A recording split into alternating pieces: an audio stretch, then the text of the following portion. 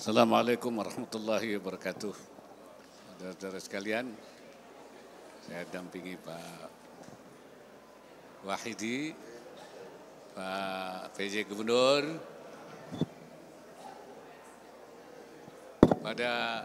dan Pak Rektor ini ya. Pak Tabrani. Saya hari ini alhamdulillah menghadiri peresmian Universitas Darul Ma'arif. Satu universitas yang bertransportasi dari sekolah tinggi. Ini sekolah tinggi kemudian sekarang menjadi universitas dan berbasis pondok pesantren.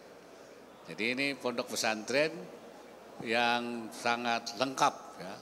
Fisiknya juga sangat teratur ya, tertata dengan baik dan juga pendidikannya itu serba ada ya. Ada SMP, ada ya, mulai TK, ada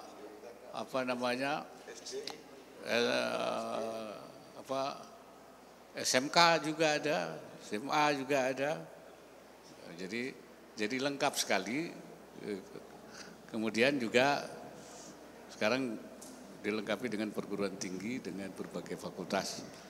Nah, ini memang saya sangat mengharapkan bahwa pondok-pondok pesantren itu berkembang menjadi pusat pendidikan yang bisa menyelenggarakan berbagai macam pendidikan, keterampilan, keahlian, keilmuan, bahkan juga menjadi pusat peradaban.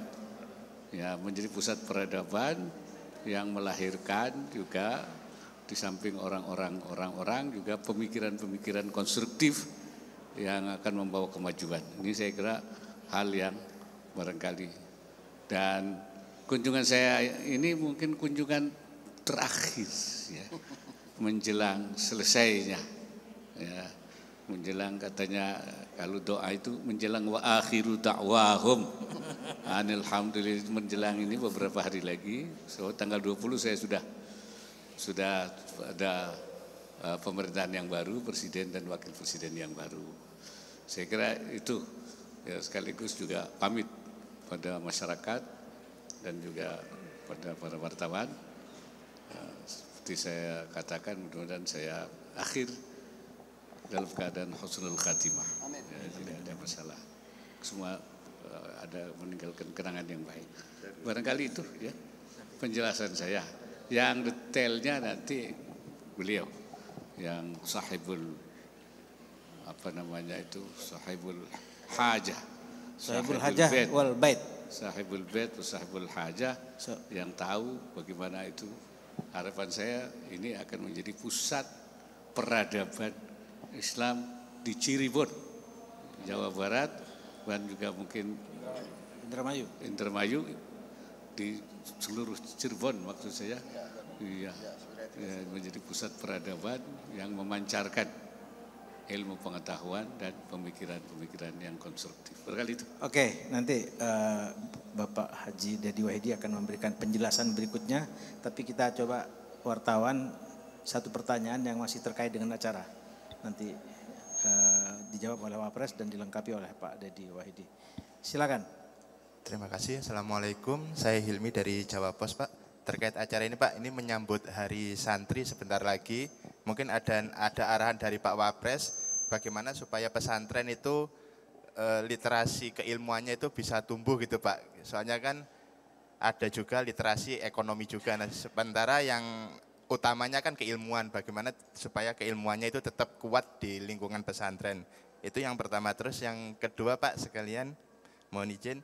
Ini beberapa nama sudah dipanggil Pak Prabowo, diantaranya ada menteri-menteri di kabinet sekarang. Harapan Bapak terkait kinerja nanti seperti apa gitu Pak khususnya, yang sekarang sudah jadi menteri terus nanti jadi menteri lagi. Terima kasih. Ya, saya kira saya berharap pesantren itu selain menyelenggarakan pendidikan dan pelajaran, itu punya pusat-pusat kajian.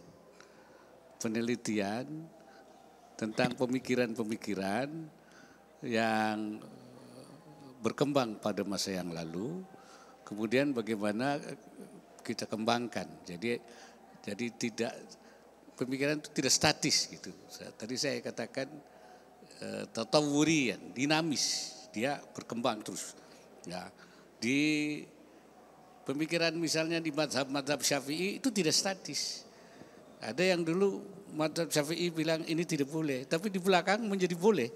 Setelah dilakukan penelitian tidak mungkin itu dipertahankan karena ada kesulitan, ada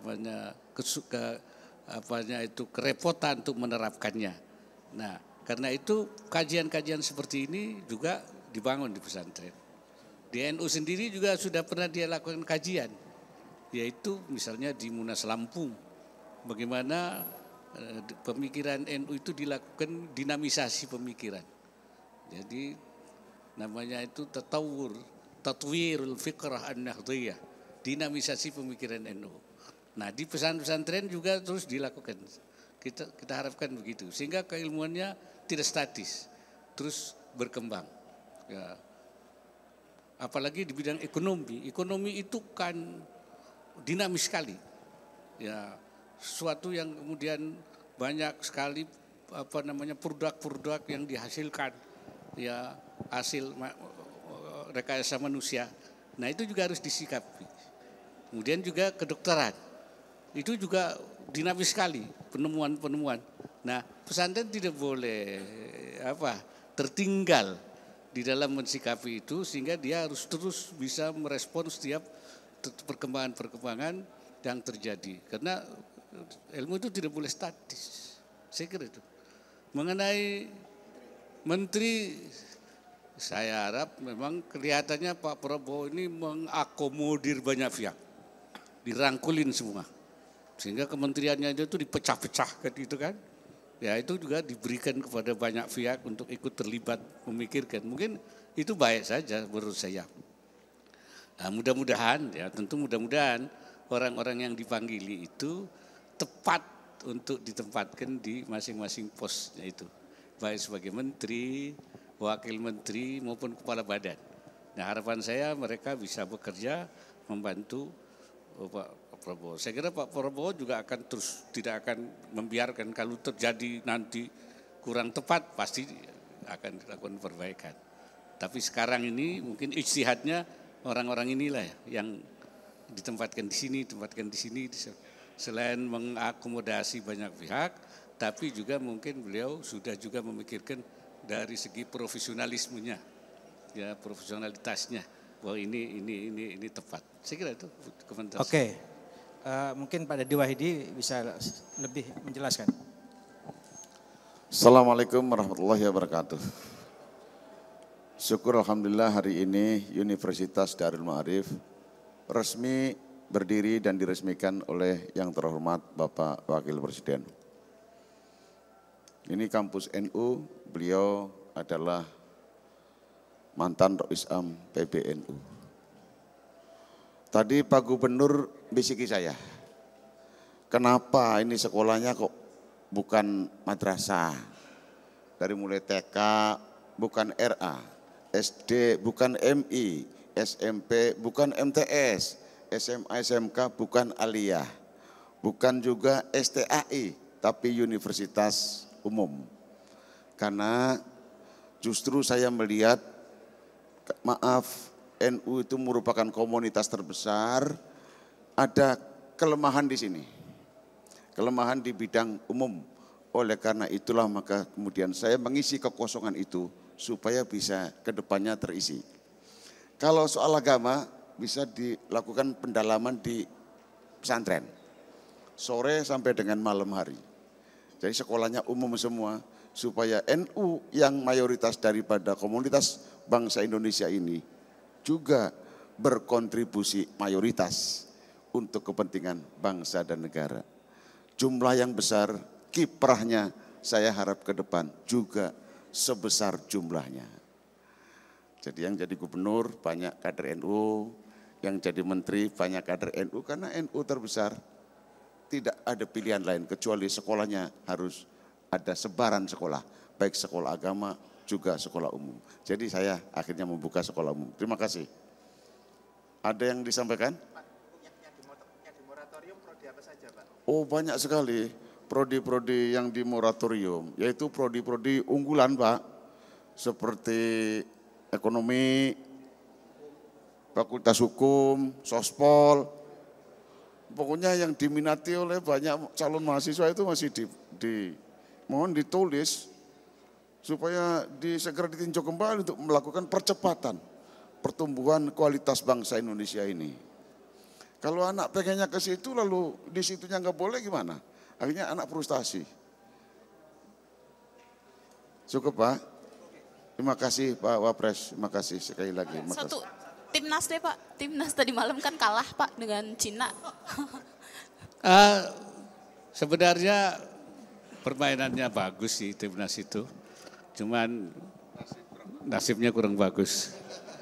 Jadi saya kira itu harus dipertajam. Terutama di defense, pertahanan kita. Sebenarnya 2 gol itu mestinya tidak masuk itu. Mestinya itu kalau diantisipasi dengan baik. Tapi kemarin ada kelambatan. Dan yang pertama malah dia menganggap tidak berbahaya. Tapi ternyata itu justru sesuatu yang di luar perkiraan ya. Jadi kewaspadaan saya kira harus dipertingkatkan. Kira-kira itu. Oke, terima kasih. Assalamualaikum warahmatullahi wabarakatuh. Ya.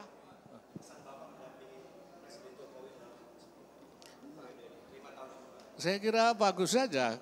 Karena apa? Saya kan bilang kalau saya itu berpartner itu seperti main badminton. Badminton itu double.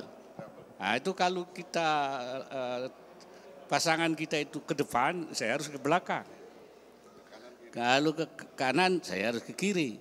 Begitu, sehingga tidak terjadi tabrakan. Saling mengisi dan saling membantu. Jadi kalau beliau ke sini, saya ke sini tentu. Sehingga tidak ada lagi, ada